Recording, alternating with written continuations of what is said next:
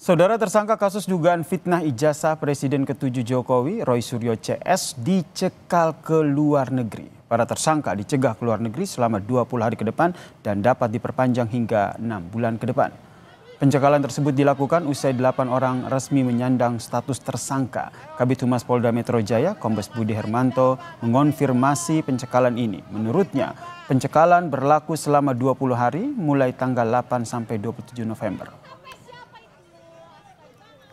Jadi pencekalan oleh penyidik itu dikirimkan untuk ke-8 yang berstatus tersangka. Itu berlaku selama 20 hari dari tanggal 8 November sampai dengan 27 November 2025. Tetapi akan diperpanjang untuk pencekalan selama 6 bulan ke depan. Ini surat masih akan berproses untuk pencekalan kedua. Jadi untuk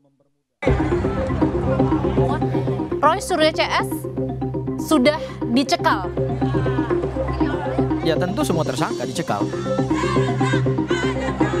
Saya sih senyum saja menyambut statement bahwa dicekal ya, toh bukan tahanan kota.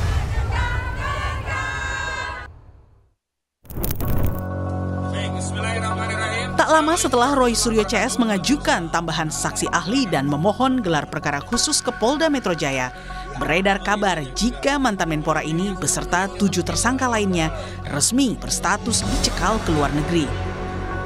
Kuasa hukum Roy mengaku dirinya baru mendengar informasi pencekalan ini dari media, sehingga belum bisa memastikan berapa lama pencekalan kliennya berlaku.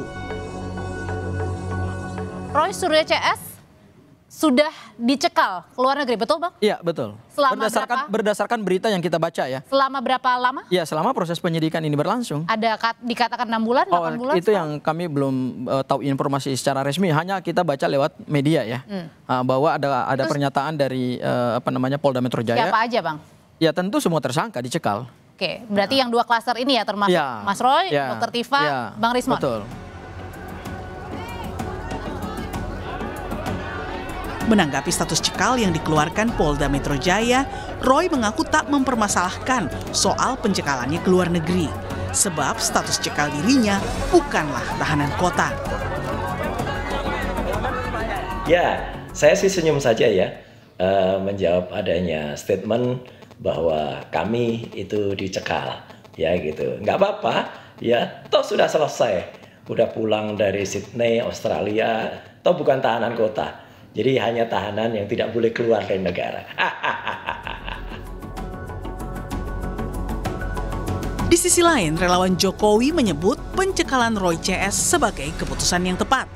Relawan menduga pencekalan itu dikeluarkan kemungkinan karena polisi melihat ada gelagat dan usaha para tersangka untuk melarikan diri. Menyikapi keputusan Polda Metro Jaya untuk mencekal 8 orang tersangka adalah suatu keputusan yang tepat. Kita melihat kemungkinan Polda Metro Jaya melihat bahwasanya ada gelagat-gelagat ataupun usaha-usaha untuk melarikan diri. Kalau kita melihat keputusan itu dilakukan oleh Polda Metro Jaya.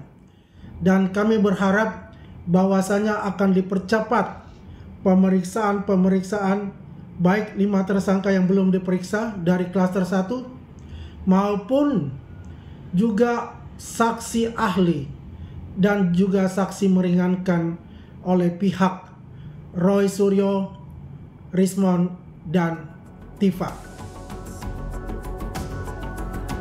Status cekal yang disematkan terhadap Roy Suryo CS menjadi babak baru setelah status mereka naik sebagai tersangka.